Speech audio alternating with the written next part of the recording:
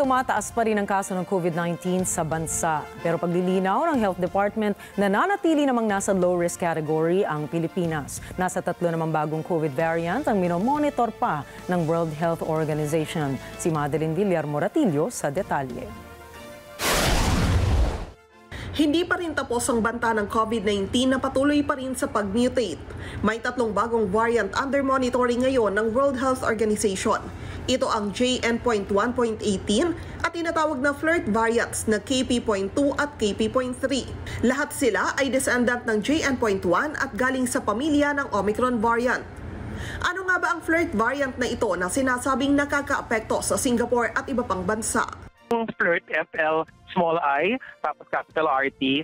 Yung katagaan na yan, nanggaling yan, meron kasi isang researcher na napansin niya yung mga mutation dun sa spike protein ng variant KP.1 at KP.2. Yun yung tamang pangalan KP1 saka si KP2.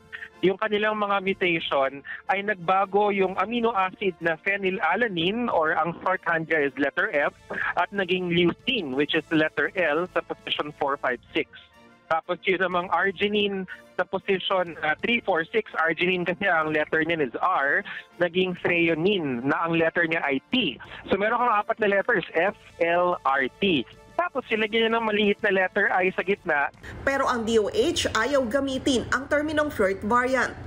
Cute man pakinggan yung flirt, hindi naman yun talaga yung dapat natin gamitin at baka magkaroon tayo ng wrong message kasi ito ay isang bagay na seryoso na binabantayan natin bagamat wala pa naman tayo nakikitang masama sa ngayon. Nilinaw naman ni DOH Assistant Secretary Albert Domingo na hindi dapat mabahala ang publiko kahit may mga bagong variant pa rin ng COVID-19 na lumulutang ngayon. Katunayan sa Pilipinas, bagamat nagkaroon ng pagtaas ng kaso ng COVID-19, nananatili pa rin namang nasa low-risk category ang bansa. Kung ikukumparaan niya sa Singapore na nasa 3,700 ang average na kaso kada araw, nasa 125 lamang ang sa Pilipinas.